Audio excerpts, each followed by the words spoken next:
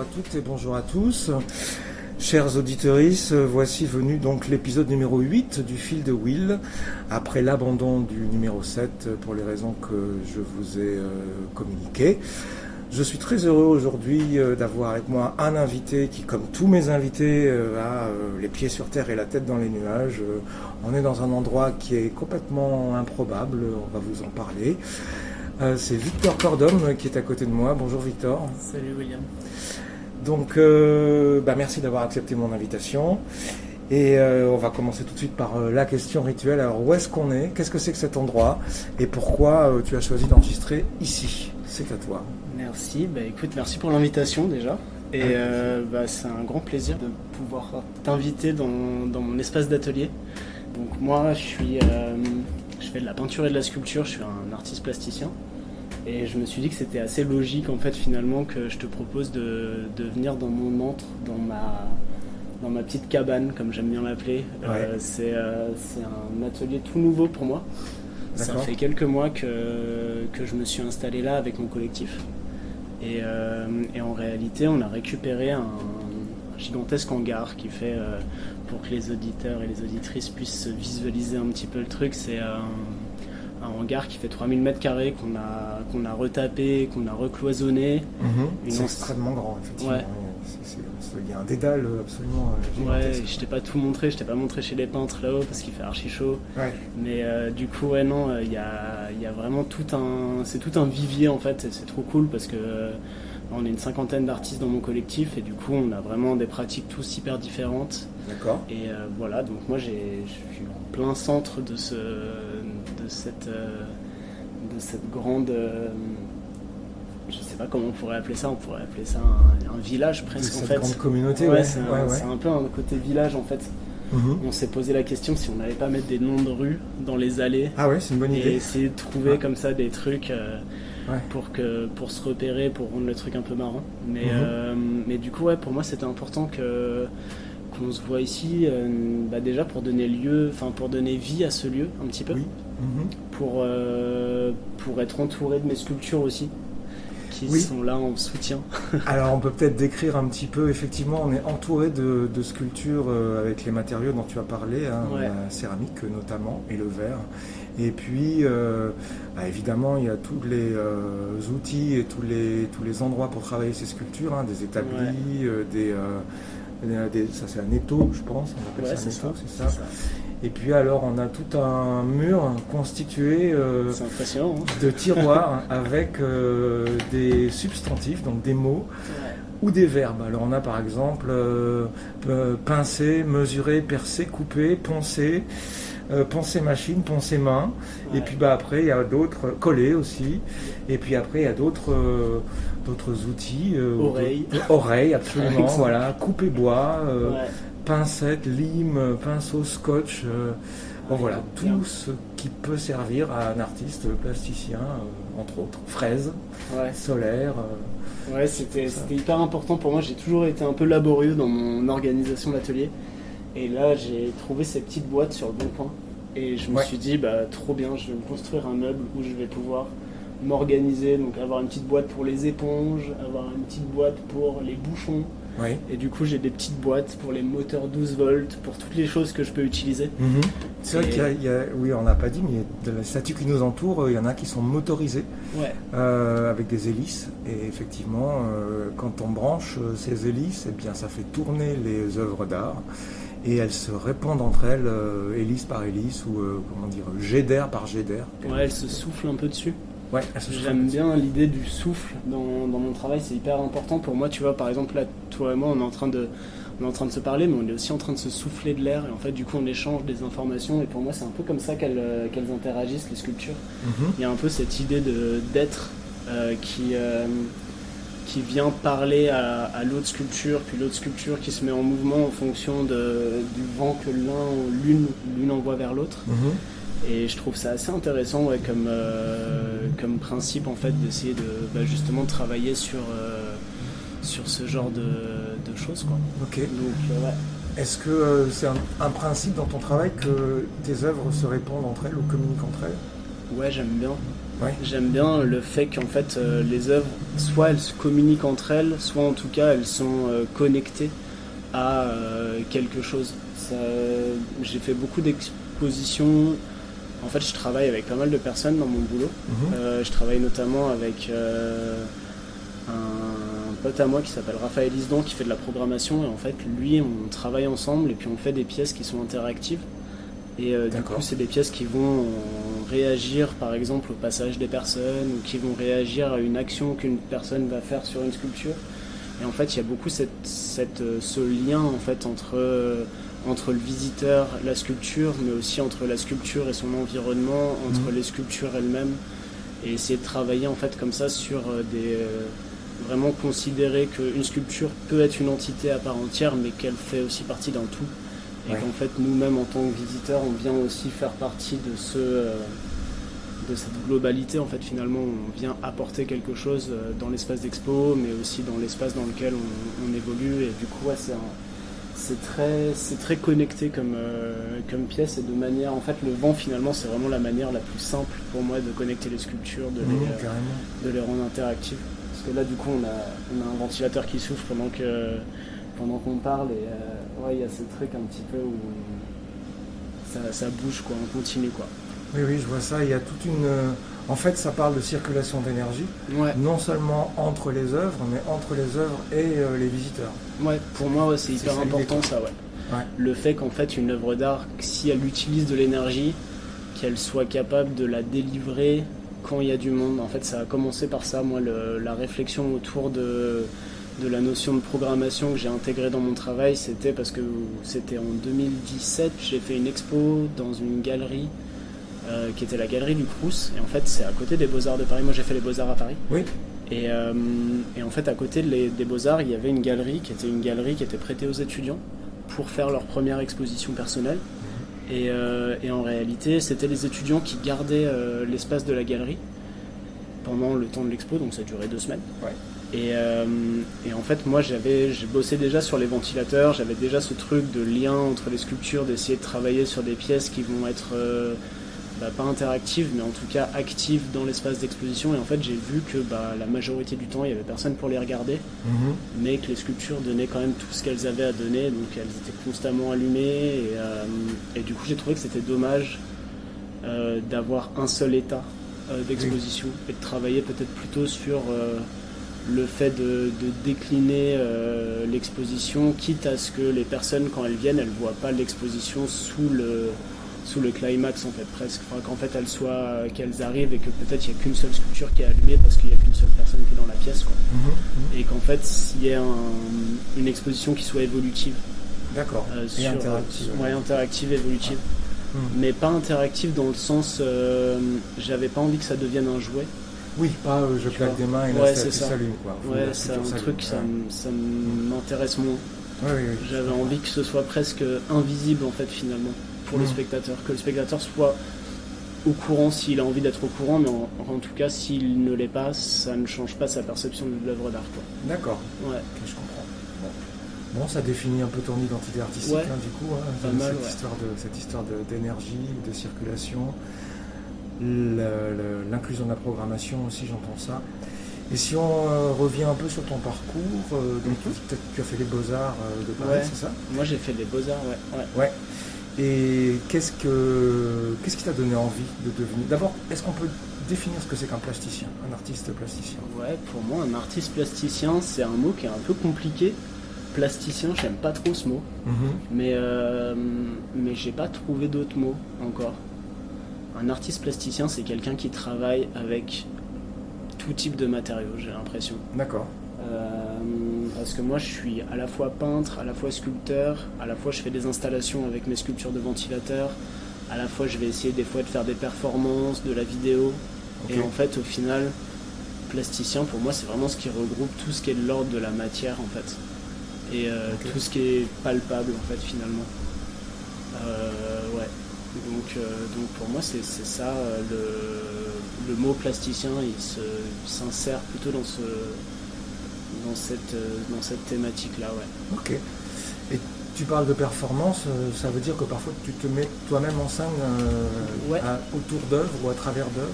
C'est quelque chose que j'ai pas beaucoup fait, mais c'est quelque chose que mes pièces m'ont amené à faire à des moments donnés. D'accord.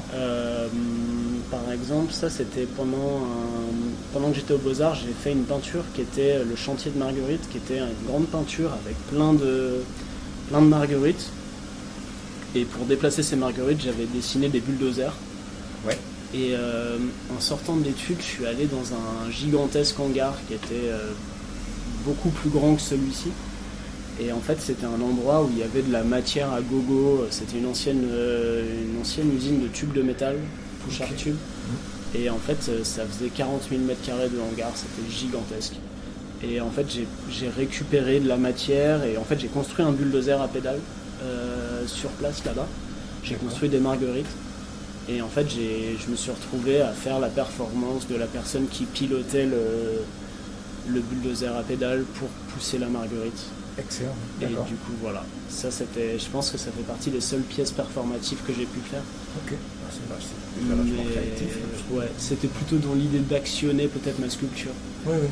Et de donner vie à cet objet bulldozer. Mais c'était pas moi le centre du propos de la performance. Je pense que c'était plutôt le bulldozer et la marguerite. Moi, j'étais juste conducteur. Ok, ça marche. Très bien. Et alors du coup, les Beaux-Arts, et qu'est-ce qui t'a donné envie de devenir artiste plasticien? Est-ce que ça a toujours été évident pour toi que tu serais ça un jour? Est-ce que tu pensais à ça déjà dans l'enfance, dans l'adolescence? Moi, je crois que c'était assez évident pour moi, en réalité. Ma mère, elle est peintre, elle est danoise, ma mère. Oui. Et moi, je suis franco-danois. D'accord. Tu parles danois, donc? Ouais. Super. Et c'est pas très utile dans le quotidien, mais parfois ça aide. Et... je te raconterai un truc sur mon rapport au Danemark. C'est vrai? Je serais curieux, ouais. Et du coup, non, ma mère est plasticienne, enfin elle fait de la céramique et de la peinture. D'accord. Et mon père, il travaille dans le cinéma, il est décorateur dans les films. Ouais. Donc en réalité, j'ai toujours un peu baigné dans cet univers artistique. Ouais, artistique, ouais. Où j'ai toujours vu ma mère dessiner et mon père faire des décors de films, quoi. Ok. Et moi, j'ai fait un lycée en France. J'ai toujours habité en France. Oui. Mais j'ai fait un lycée qui me plaisait pas trop en communication, marketing, qui n'était pas forcément ma branche de fou. Oui, c'est assez éloigné. Ouais, mais c'était parce que le système français fait que si t'as pas des très très bonnes notes à l'école, tu peux pas continuer. En tout cas, faisait au moment où moi j'ai passé mon bac. Oui. Mais du coup, j'ai fait ça et en fait, je me suis rendu compte que ce qui me manquait le plus, c'était les cours d'art plastique. Et en sortie d'études, après avoir passé mon bac, je savais pas trop quoi faire. J'ai pris une année sabbatique où je suis parti voyager en Thaïlande, au Cambodge, au Vietnam, au Laos. Après, je suis allé en Inde. Ça a duré un moment, ça a duré 6 mois. Et je suis parti tout seul à 19 ans. Et en rentrant de ça, j'avais décidé que je voulais rentrer aux Beaux-Arts. Okay. Donc j'ai fait une prépa, après Part, qui est une prépa qui, je crois, a fermé maintenant. Mais c'était une prépa à Paris et je suis rentré aux Beaux-Arts de Paris dans la continuité, ouais. De retour. Mais c'était vraiment cette envie de faire de la peinture. Je sais que mes week-ends, je les passais à faire des nuits blanches, à faire de la peinture. Et puis lundi, je retournais à l'école. Et c'était assez... j'avais vraiment envie de ça, quoi, je crois. Ok. Ouais, donc la passion est arrivée très très tôt, quoi. Ouais, c'était dès que les cours d'art plastique se sont arrêtés, en fait, parce que je bossais beaucoup pour les cours d'art plastique. Et puis, en fait, j'ai eu un truc où j'ai repris la main dessus en me disant, mince, je peux plus continuer les cours d'art plastique parce que j'étais dans cette filière... communication management là. Oui. Et du coup il n'y avait pas de cours d'art plastique, ça les intéressait pas trop. Ah non, c'est pas rentable. Et du coup moi j'ai continué à faire mes cours à moi-même en allant voir des expos, en m'inspirant beaucoup du graffiti, des tags, des choses comme ça, et en essayant en fait de faire un peu ma sauce et puis d'essayer de trouver ma manière de m'exprimer en m'apprenant en fait à mélanger les couleurs, faire des trucs comme ça, quoi. Enfin des trucs très basiques, mais à continuer à faire mon apprentissage plastique, en tout cas en dehors d'un cadre scolaire. Très bien.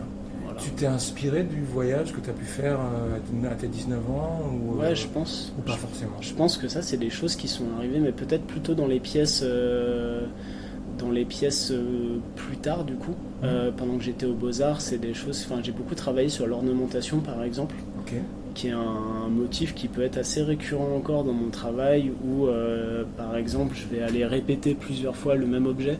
Je te parlais tout à l'heure du bulldozer et de la marguerite, la toile avec plein de marguerites et plein de bulldozers qui déplaçaient les marguerites, c'est une toile assez ornementale en fait au final. Il y a des grues aussi géantes, il y a vraiment ce truc de répéter le même motif plusieurs fois et de le décliner, d'essayer de faire exactement le même motif. Je pense que ça c'est des choses que j'ai pu capter sans doute en Inde, ou que j'ai vu défiler à des moments donnés quoi. Tu as côtoyé des artistes dans ces pays-là? J'ai côtoyé un gars au Népal. Ouais. En fait, c'était à un moment donné où ça faisait déjà 4 mois que je voyageais. Et en réalité, à un moment donné, j'étais au Népal, à Pokhara, il me semble que c'est ça le nom de la ville. Et il y avait un monsieur qui donnait des cours de peinture dans sa petite cabane près du lac. Et je me suis arrêté chez lui et pour lui demander si je pouvais faire une peinture avec lui. Et en fait, je suis resté pendant 3 semaines avec ce mec népalais. On se comprenait pas trop. mais en tout cas, on faisait de la peinture tous les deux. Et puis moi, ça a été aussi une période où j'avais besoin de me poser, parce que souvent, quand on fait des grands voyages comme ça, c'est assez... même si ça reste des vacances, ou ce truc de voyage, en fait, finalement, de bouger tous les 2 jours, de découvrir une nouvelle ville, de trouver un nouvel endroit pour dormir, de trouver des nouvelles personnes, et voyager tout seul, on est toujours sur une sorte de défensive, ou en tout cas essayer de... Ouais, c'est ça. Et quand on est jeune aussi, on a toujours ce truc, moi j'avais 19 ans, donc on a ce truc d'inconscience, mais en même temps, on a ce truc aussi, on se dit, il faut pas qu'il m'arrive grand chose. Moi à l'époque, il n'y avait pas la Wi-Fi partout, c'était en 2011, donc c'était... il fallait que j'aille dans un cybercafé pour appeler mes parents et tout ça. C'était quand même une autre orga, je pense, qu'aujourd'hui. Et j'ai eu ce truc un petit peu de du coup rencontrer ce monsieur peintre qui faisait de la peinture batik, qui est un système où en fait tu peins sur toile. Oui. Et après tu fais des retenues comme des pochoirs inversés avec de la cire que tu viens... en fait tu fais ta peinture, après tu refais ta peinture à la cire chaude, après tu la passes dans un bain d'encre noire, pour qu'en fait les endroits où tu as fait t'as mis le masque, en fait le masque de cire, il reste, il garde la peinture qui est cachée par la cire en fait. Ah ouais, d'accord. Et du coup ça fait qu'en fait ça fait des toiles assez chouettes, assez belles. Ah oui, c'est très singulier. Ouais. Okay. Et après tu passes un fer à repasser dessus pour enlever la cire et pour révéler la peinture. Très bien. Donc super technique. Ouais, c'était vraiment cool. Ok. Et je pense que c'est les seuls artistes que j'ai pu rencontrer pendant le voyage. Après, c'était plutôt d'autres rencontres. C'était vraiment l'idée, c'était de nourrir mon œil. Moi, je l'ai un peu vu comme ça, de prendre des informations et d'être dans une absorption de formes, de visages, de couleurs, de choses comme ça, quoi. D'accord. Et ici, donc, dans ton atelier, on a ton travail en cours, c'est ça? Ouais. Et ton travail passé est stocké quelque part où Ouais, il est stocké juste là. Ah, en fait, moi, juste au-dessus. J'ai choisi l'espace de la mezzanine là. En fait, je suis le seul à avoir une gigantesque mezzanine comme ça parce que j'ai plein de pièces à stocker. Ok. Et en fait, j'ai tout mis là-haut. Donc, je me suis installé un palan, qui est une chose incroyable. C'est un machin pour tirer les trucs, pour monter. En fait, c'est un peu comme c'est un peu le port de Hambourg, quoi. Il y a vraiment ce truc de pouvoir déplacer des trucs lourds, vraiment c'est vraiment un truc de manutention, quoi.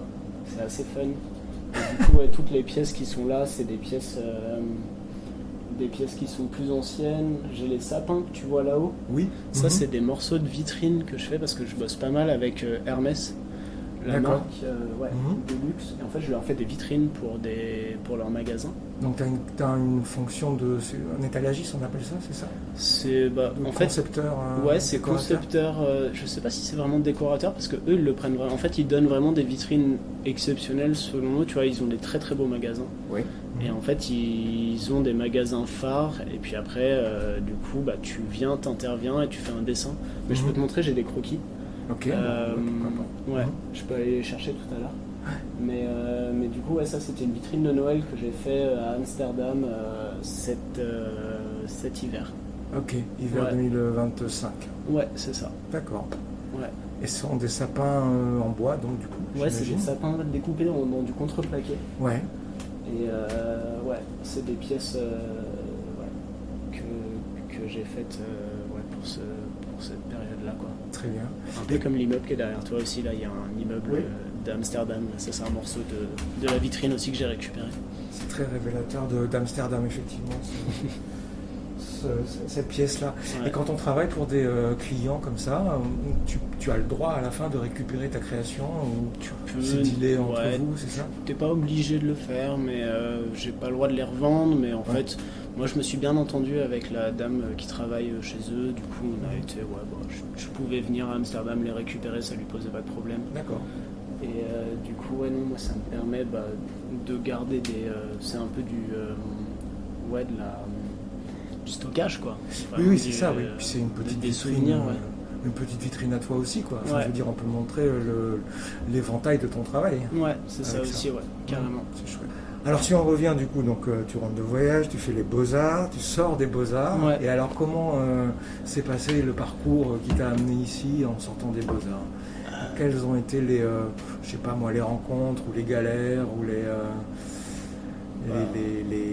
voilà, comment on les fait différentes étapes pour arriver aujourd'hui dans cet atelier où bah, où tu es un peu maître chez toi, quoi. Ouais, c'est ça. Ouais. Bah, moi, je pense que déjà, j'ai eu beaucoup de chance. C'est qu'en sortant des Beaux-Arts, je suis tombé sur une personne qui avait qui avait un lieu très très grand à nous prêter.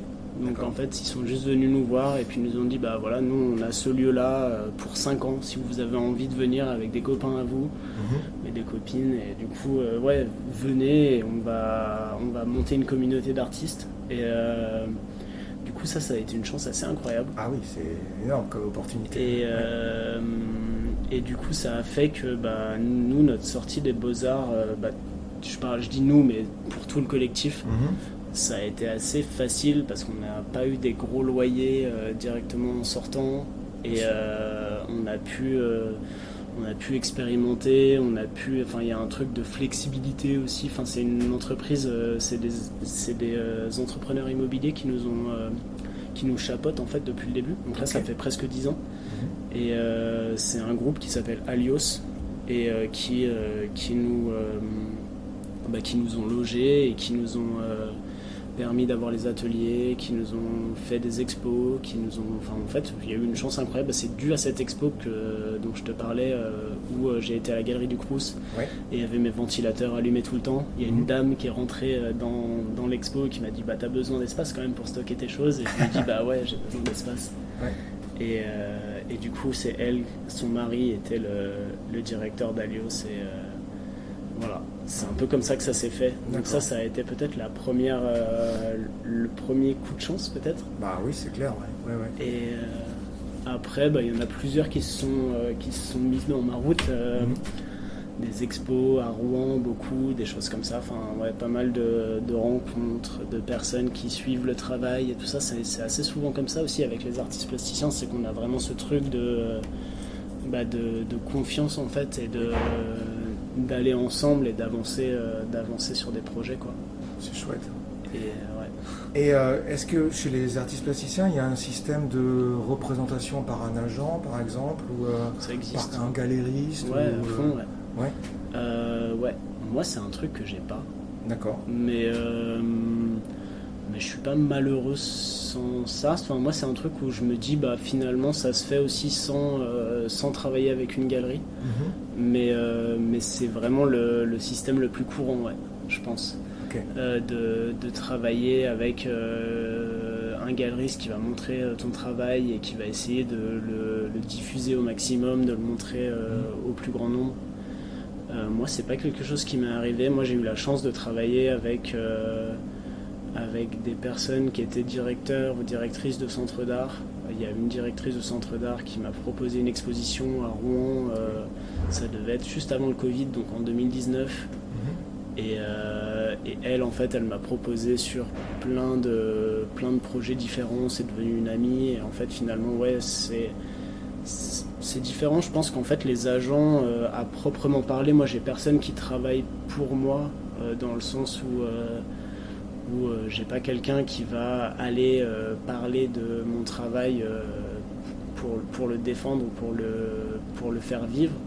Mais en même temps, j'imagine que le fait d'avoir fait pas mal d'expositions, d'avoir rencontré beaucoup de personnes, en fait, au final, c'est le même travail, sauf que c'est pas dit qu'on est agent ou quoi. C'est juste, en fait, c'est des personnes qui aident en sous-marin, quoi. Un petit peu. Ouais. De toute façon, maintenant, tu as suffisamment de recul, d'expérience, de vitrines de choses à montrer, qui font que c'est pas la même chose qu'un débutant. Ouais, je pense. Je suis plus établi en tant qu'artiste, je sais plus de quoi je parle, de choses comme ça. Donc ouais, c'est vrai que c'est pas forcément... c'est quelque chose qui est toujours remis en question. De toute façon, le principe d'un artiste, c'est aussi il n'y a pas une stabilité incroyable dans ce métier. Mais en tout cas, il y a ce truc un petit peu où d'avoir plus d'aisance, d'avoir des collectionneurs qui me suivent depuis des années, d'avoir des personnes à qui pouvoir poser mes questions. Ouais, d'avoir par exemple, moi je te parlais de stagiaires par exemple, j'avais des stagiaires qui travaillaient avec moi sur des projets et du coup en fait finalement on est seul, mais en fait au final on est vraiment pas seul, ne serait-ce que par les personnes avec qui on a des projets. Là je suis allé en Suisse pour un projet qui va arriver en 2027, là, au début de semaine, j'ai pas mal de trucs qui vont arriver, D'accord. Donc là pour l'instant je touche du bois, ça marche bien. Ah, c'est bien, tant mieux.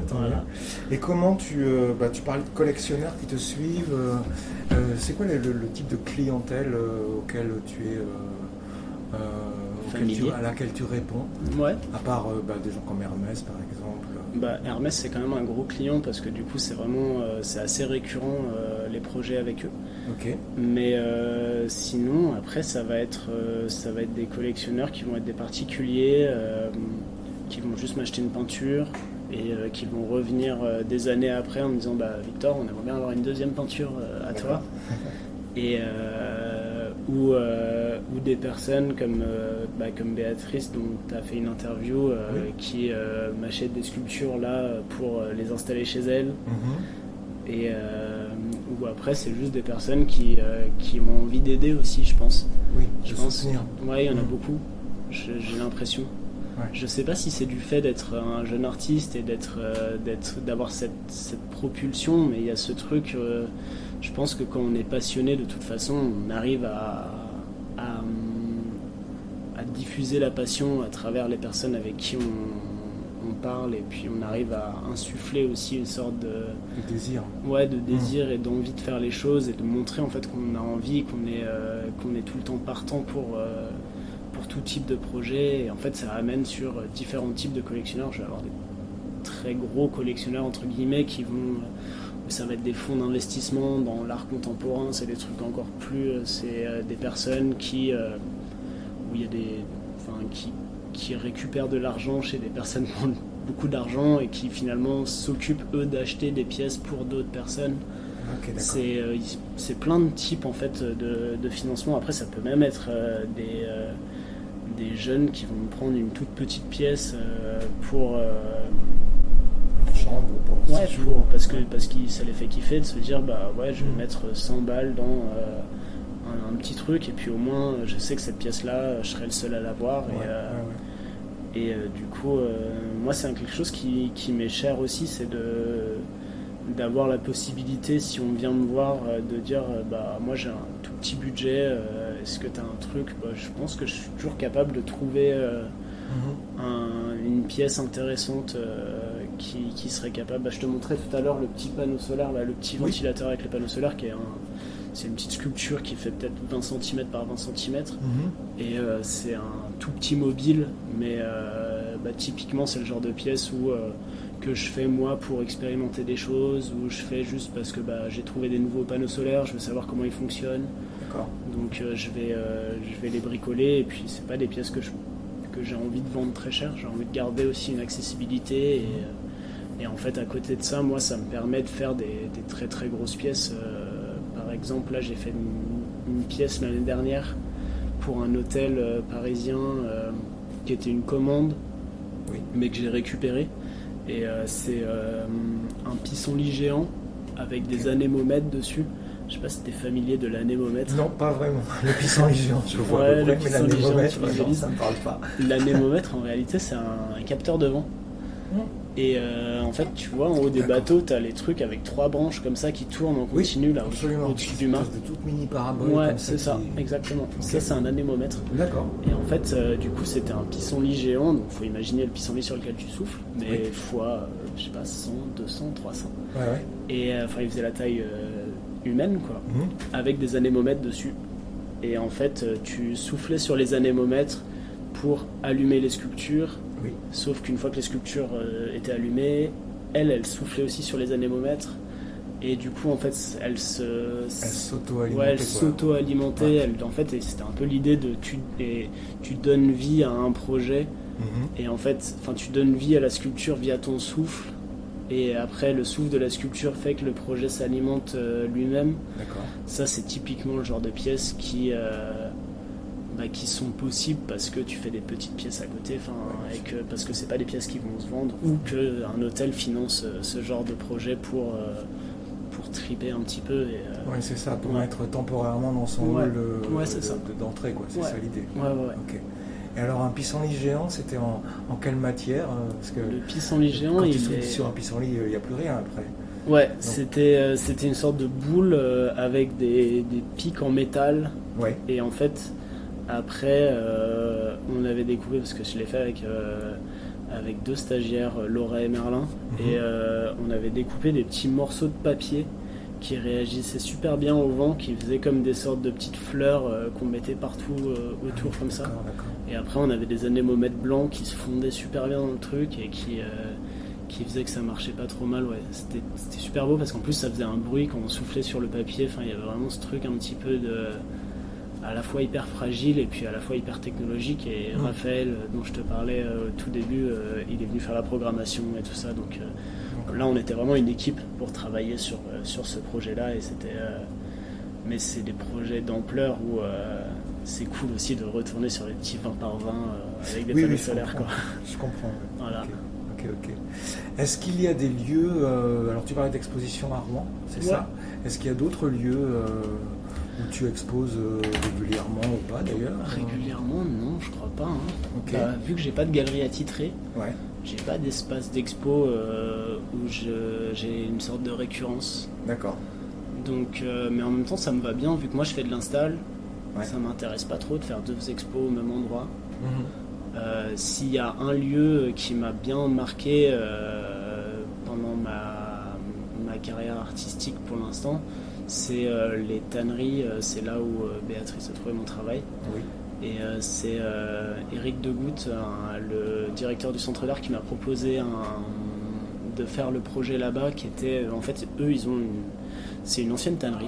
Ouais. Donc pendant, je crois que c'était pour faire des courroies à l'époque. C'était assez fou. Ils faisaient des tanneries pour faire marcher des machines avec des courroies en peau d'animaux. Ouais. Et en fait, au moment où le plastique est venu prendre le relais, ces tanneries ont fermé parce que il y avait du caoutchouc, quoi, et que c'était mieux. Et du coup, c'est une tannerie qui a été, c'est un gigantesque bâtiment. Et en fait, dans ces tanneries-là, il y a une salle qui est une grande verrière très en longueur qui fait 500 mètres carrés.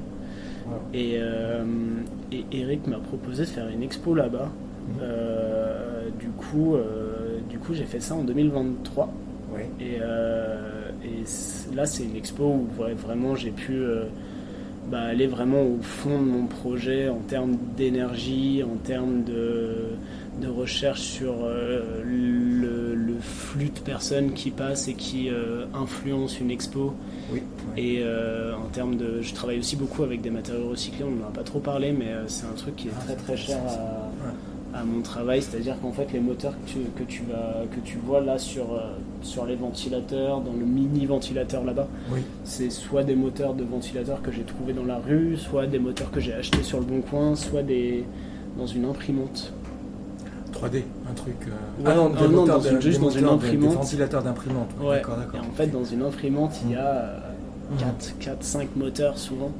Ok. Enfin, il y a plein de moteurs, des mini-moteurs pour faire marcher le scanner, des moteurs pour faire sortir l'encre, des moteurs pour envoyer les feuilles, Très pour bien, aspirer très les bien. trucs. Voilà. En fait, si tu démontes une imprimante, c'est vraiment une petite mine d'or, quoi.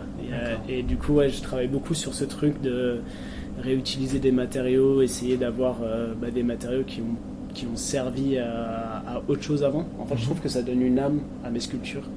Oui, c'est très intéressant ça justement. Ça Ouais. veut dire que tu te fournis rarement en première, comment on appelle ça, en première acquisition. Quoi. Ouais, C'est non, souvent ouais. de l'occasion. Ouais, souvent de l'occasion, ou soit des chutes. Tu vois, par exemple, Ouais. je travaille beaucoup avec du laiton. Oui. Le laiton, j'aime bien récupérer des chutes.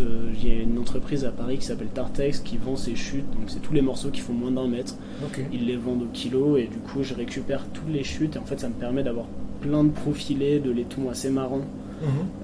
Avec lesquels je me serais pas dit tiens je peux bosser. En fait moi c'est dans la contrainte que ça me donne des idées de forme en fait finalement. D'accord.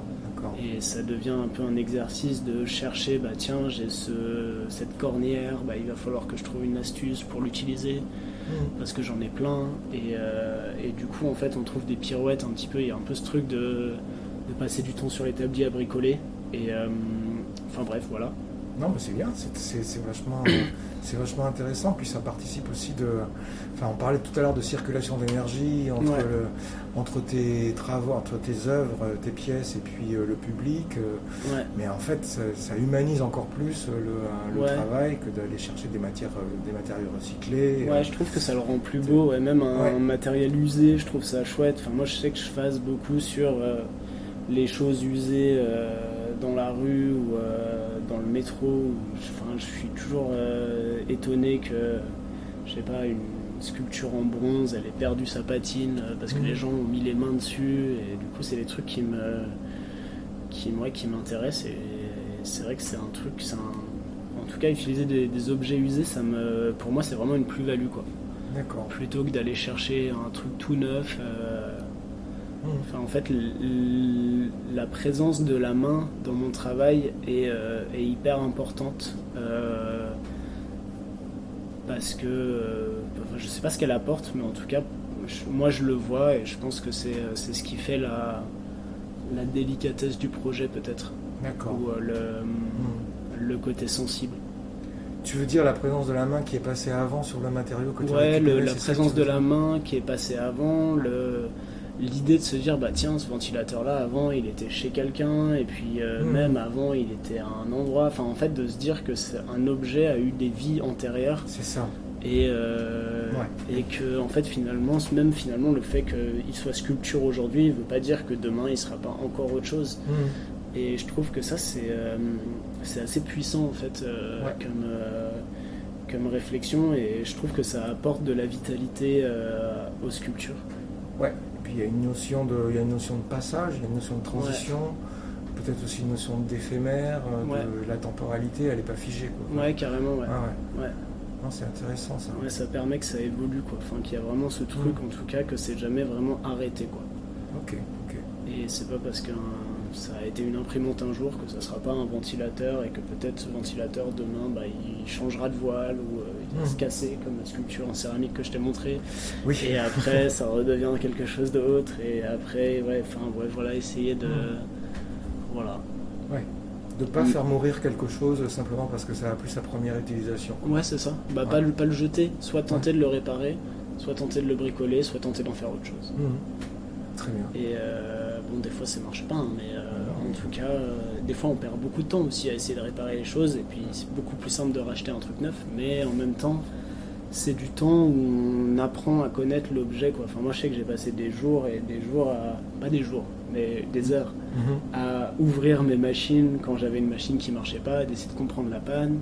En fait, au final, c'est assez étonnant parce que du coup tu comprends comment ça marche, un mécanisme qui fait que elle tourne moins vite à un moment donné, ou genre juste des trucs bêtes d'électricité. En fait, finalement, ça apprend un peu. Ouais, ça me fait penser à quand il y avait des guerres, c'était des moments où la médecine avançait beaucoup parce qu'en fait, on avait plein de corps à réparer et du coup, ça faisait beaucoup avancer la médecine, la guerre. Ouais. En fait, au final, c'est un peu pareil avec les objets, c'est qu'en fait, moi, j'apprends beaucoup comme ça. Dès que j'ai un objet qui tombe en panne, que j'ai besoin de le réparer, ça me donne des idées de sculpture et ça me fait avancer dans mon bricolage. Oui, mais ça veut dire que ta passion s'arrête pas, et pas uniquement constituée de peinture ou de sculpture, mais il y a aussi de l'électricité, de l'électronique, c'est clair. un circuit électronique, ça t'intéresse, quoi. Ouais, Voilà. carrément. Ça te fait pas peur. Tu parlais de programmation. Ouais. Oui, d'accord. Mais je pense qu'il faut se nourrir de plein de choses en fait, parce que d'essayer de voir des choses et de, Oui, voilà. Mais je veux dire, c'est pas uniquement. Ça mélange à la fois l'abstraction du monde artistique et le concret de certaines réalités. Par exemple, démonter une imprimante et voir s'il y a des choses qui peuvent servir encore et comment c'est ça, comment s'en servir. Voilà, il faut aller chercher cette compréhension-là. Il faut avoir cette curiosité d'aller chercher cette compréhension-là. C'est vachement intéressant, puis c'est très nourrissant, j'imagine, dans l'accomplissement de soi. Ouais. D'accord. Mais du coup, c'est parce que du coup, on était parti sur les tanneries à la base. Oui. Les tanneries, pardon, on l'a pas dit, mais c'est un lieu qui se trouve à Amis, tu m'avais dit, c'est ça? C'est Amis. C'est pas loin d'Orléans. Non, c'est pas loin d'Orléans. Okay. C'est à côté de Montargis. À côté de Montargis. C'est une commune qui est collée à Montargis en fait. Très bien. Et c'est un super centre d'art. Et du coup, j'ai eu la chance de faire cette expo dans cette grande verrière en plein soleil pendant tout l'été 2023. Donc c'était de juin à septembre. Et en fait, là, ça a été un projet un peu incroyable parce que il y a eu plein de concordances de temps en fait. Il y a eu je pense que c'était 1 an avant ou 6 mois avant cette expo. Il y a la mairie de Pantin qui est venue nous voir à l'atelier et qui nous a dit écoutez, on se débarrasse de je sais pas combien d'horodateurs de parking en fait sur les horodateurs. Je sais pas si tu sais, mais il y a un panneau solaire qui alimente l'horodateur en continu. Ouais, j'ai remarqué ça. Et du coup, ça faisait qu'il y avait une tonne de panneaux solaires gratos qui fonctionnaient encore. Et que moi je pouvais juste récupérer, déplacer, mettre sur une sculpture, les emmener sur les tanneries et puis partir sur une autre exposition, en fait, de garder ce truc de circularité, de pouvoir réutiliser un objet qui est désuète et en fait finalement qui perd son principe, son utilité première, pour finalement que l'horodateur alimente, en tout cas le panneau solaire de l'horodateur alimente les sculptures que j'avais. Donc ça m'a permis de faire les bornes parasolaires dans les tanneries qui sont en fait mes bornes créatrices d'énergie. Oui. Donc en fait l'expo aux tanneries, en gros, c'était une expo qui était complètement autarcique. L'expo s'appelait Noé pour Nacelle observant les étoiles. Très bien. Et en fait, c'était vraiment une expo qui était déconnectée de tout réseau et qui en même temps avait elle-même créé son réseau à part entière. Donc dans cette expo, il y avait les bornes parasolaires qui généraient de l'énergie, donc qui captaient l'énergie quand il y avait du soleil, qui l'envoyaient vers une sorte de centrale électrique qui était au milieu de l'espace d'expo, qui récupérait tous les fils par une sorte de cheminée et qui stockait ça dans des batteries. Et après, il y avait une porte d'entrée à l'autre bout de l'expo qui comptait le nombre de personnes qui rentraient dans l'espace d'expo pour économiser en fait l'énergie qui était produite par les panneaux solaires. Et du coup, en réalité, si tu passais, si tu étais tout seul et que tu rentrais dans l'espace d'expo, tu avais une sculpture qui s'allumait pendant le temps que tu passais dans l'espace d'expo. Et dès que tu ressortais, cette sculpture s'éteignait. C'était un peu des sculptures au hasard, tu vois. À un moment donné, ça pouvait être une grosse sculpture ou une toute petite. Et si vous veniez à 20 personnes, ça allumait 20 sculptures. Et du coup, c'était un peu ce principe de se dire, à la fois une expo, elle se montre différemment en fonction de l'heure de la journée, parce qu'en fonction de l'heure de la journée, il y avait plus ou moins d'énergie stockée. Bien sûr. Et s'il faisait moche pendant une semaine, il n'y avait plus d'énergie, donc même si vous arriviez à 20, il n'y avait pas d'énergie, l'expo, elle n'avait pas envie de travailler. Il y avait vraiment ce truc où elle n'avait pas eu le temps de faire suffisamment de photosynthèse ou de récupérer suffisamment de vitamines pour fonctionner, quoi. Et il y avait ce truc un petit peu de Voilà. Donc ça, c'était une expo qui était hyper importante pour moi dans mon travail, où j'ai pu expérimenter plein de choses. Ouais. Ouais. C'est toi qui as inventé le titre Nacelle observant les étoiles, ou c'était le titre Non, c'était imposé? moi. C'est toi? Ouais. D'accord. J'aimais bien cette idée de nacelle, comme une sorte de nacelle de montgolfière où on est dans un endroit très, très restreint et très clos et très, très loin de partout du monde et un peu à la dérive aussi, il y avait ce truc. Et les étoiles, ouais, j'ai toujours trouvé que c'était chouette parce qu'il y avait cette idée de peut-être dans les étoiles, il y a une étoile qui potentiellement peut être habitée et qui est du coup, et c'est nous aussi l'étoile en fait finalement, et c'est le soleil aussi, enfin il y a plein de trucs. Okay. Du coup tout ça c'était un petit peu, c'est de l'énergie des étoiles, enfin il y a pas mal de choses qui en tout cas faisaient du sens. Dans Noé, il y a aussi l'arche de Noé qui enfin ouais, il y avait un truc assez logique dans ces sculptures là, ouais. Oui. Dans ce titre et dans cette expo, quoi. Ouais. Très bien, je comprends, très bien. Voilà.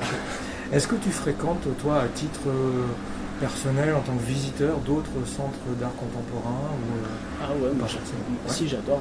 Ouais. Moi je vais beaucoup voir, je pense que c'est le plus gros avantage que j'ai d'habiter à Paris, c'est de pouvoir aller voir toutes les expos, quoi.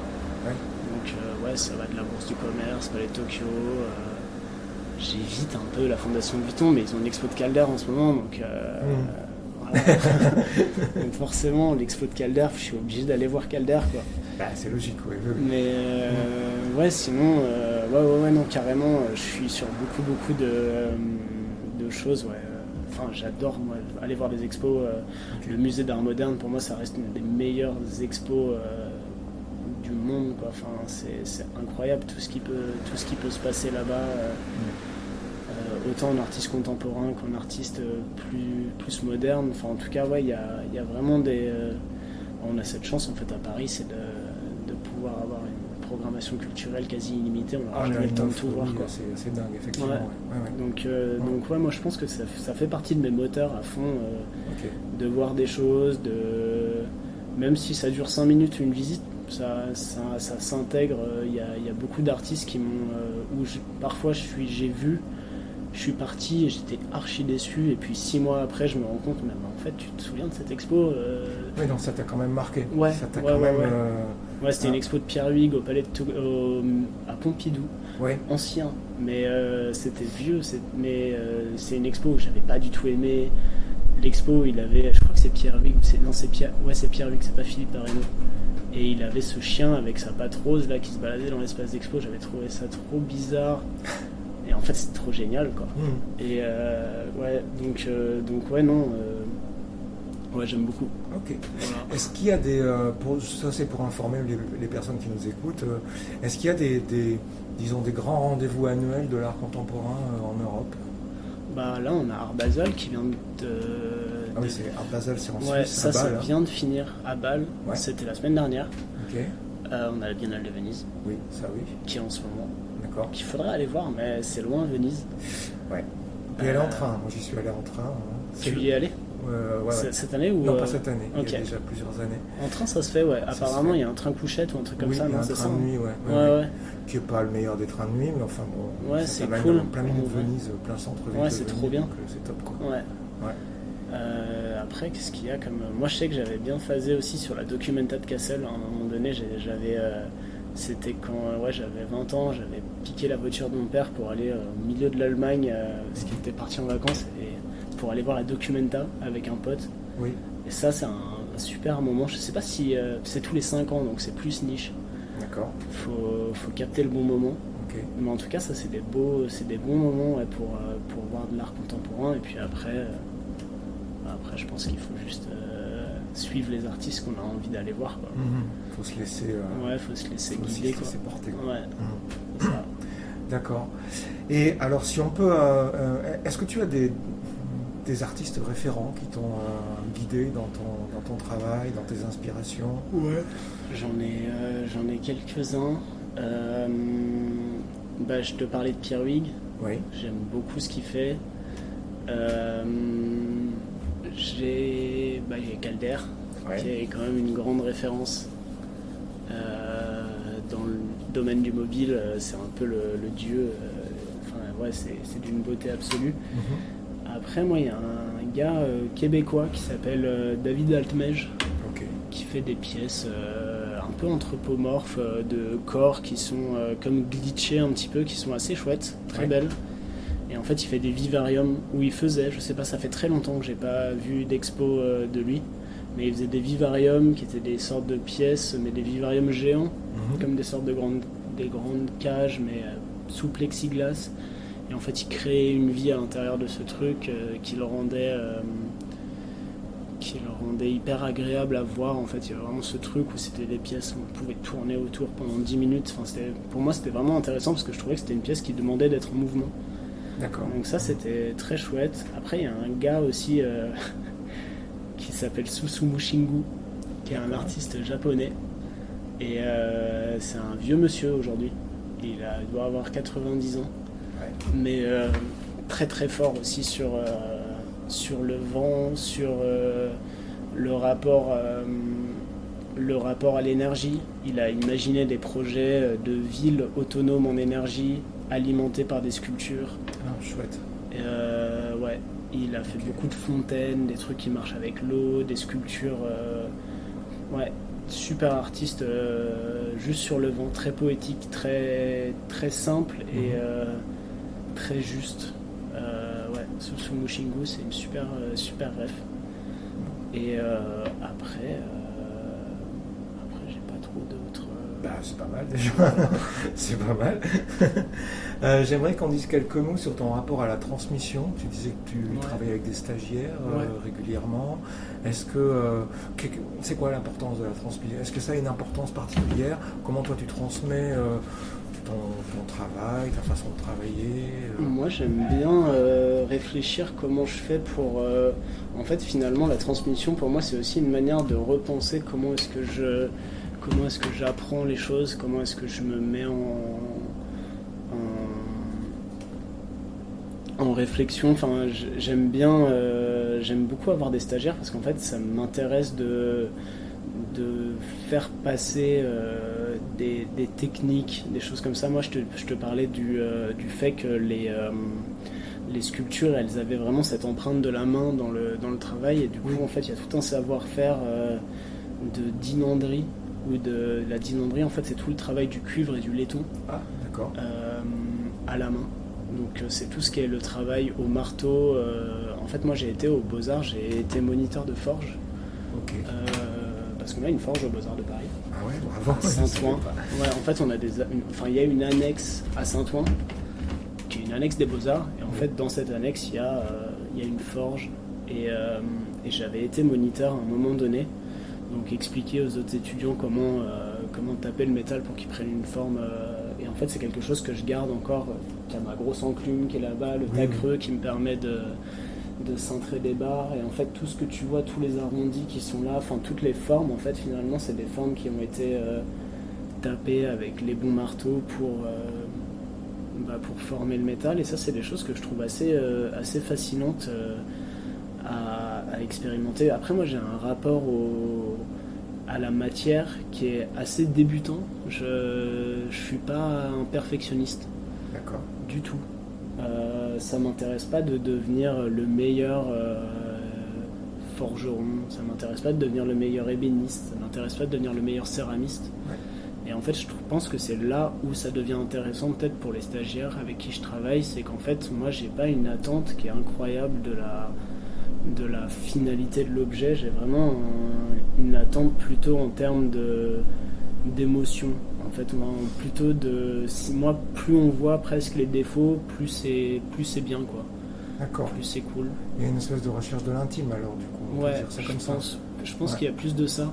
Plutôt qu'un ordre de truc perfection au millimètre près. Moi, je serais incapable de travailler je pense que je suis un bon soudeur. Mais ça m'ennuierait à mourir de faire ça de ma vie et de faire de la soudure ou de faire ne serait-ce qu'un tabouret ou un établi. Je pense que, en fait, peut-être consciemment ou non, parfois je fais des défauts que je pourrais éviter juste pour moi-même me convaincre que je suis pas bon pour ça et il faut que je continue à faire de la sculpture. Tu vois. Oui, il faut que ça reste artisanal, enfin expérimental. Ouais, il y a une c'est de ça. laboratoire expérimental. Pour moi, c'est vraiment cette idée de laboratoire. Après, c'est vrai qu'au fur et à mesure, les mains, elles acquièrent quand même tout un savoir-faire. Et pour moi, c'est hyper important aussi l'aspect esthétique et la finalité de l'objet. Mais je trouve que l'erreur ou la mauvaise manipulation a son charme aussi, quoi. Ouais. Le craquement ou le fait que ça se fissure, le fait que ce soit pas stable, le fait qu'il y a des plis, que ce soit pas hyper bien peint, qu'il y a plein de choses comme ça, fait que c'est toujours bienvenu en fait, je trouve. Et du coup, les stagiaires, c'est toujours bienvenu en fait, parce que parce qu'en fait moi je suis en constant apprentissage quand je fais mes pièces, mais eux aussi. Du coup on apprend tous ensemble et puis en fait on est dans un truc où moi je suis un peu plus avancé que dans la pratique, mais j'aime bien transmettre comme ça, ou en tout cas peut-être c'est transmettre ma manière de réfléchir, de leur dire c'est pas grave si c'est pas complètement terminé ou complètement bien fait, quoi. C'est ce qui va aussi personnaliser finalement l'œuvre. Le défaut va aussi personnaliser l'œuvre. Ouais, c'est clair. Ouais, c'est ce qui fait qu'elle devient humaine en fait au final. Ouais, voilà. Enfin, elle devient humaine, non, mais elle devient animale ou elle devient plus sensible, quoi. En fait, ça va avec ta démarche aussi de recyclage, de travail des matériaux déjà utilisés sur une deuxième ou troisième, une énième utilisation. Et puis du côté aussi éphémère. Disons que l'œuvre peut n'être qu'une parenthèse dans la vie du matériau, quoi. Ouais, carrément. Ouais. Ok, chouette. Est-ce que tu as un rapport particulier avec le Danemark ou... Ouais, j'ai un rapport... je sais pas si j'ai un rapport particulier avec ce pays. C'est quand même un pays où il y a beaucoup de... C'est un peu les champions du monde de l'énergie éolienne. Oui, ça. Donc ça, là, on peut trouver un petit parallèle intéressant, peut-être. Ouais. Après, c'est un pays de bateaux aussi. Moi, je sais que c'est quand même au Danemark, je crois qu'il n'y a pas un endroit qui est à moins de 200 km de la mer, quoi. C'est quand même un tout petit pays bien. Ça m'étonnerait que ce soit même 100 km. Enfin bref, c'est bien baigné. Il y a de la plage, quoi. Oui. Et du coup, moi j'ai passé mon enfance à vraiment faire des allers-retours, là moins en ce moment, parce que du coup la famille que j'avais là-bas, elle commence à...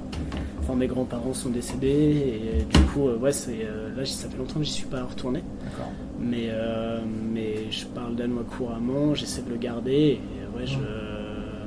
voilà, c'est pas évident, mais j'ai mon frère qui habite à Copenhague, et j'ai quand même, non, il y a quand même des liens qui restent, et je pense que même dans mon rapport à la sculpture, à la peinture, il y a un truc de logique que eux vont avoir et qu'un Français pourrait pas avoir peut-être aussi.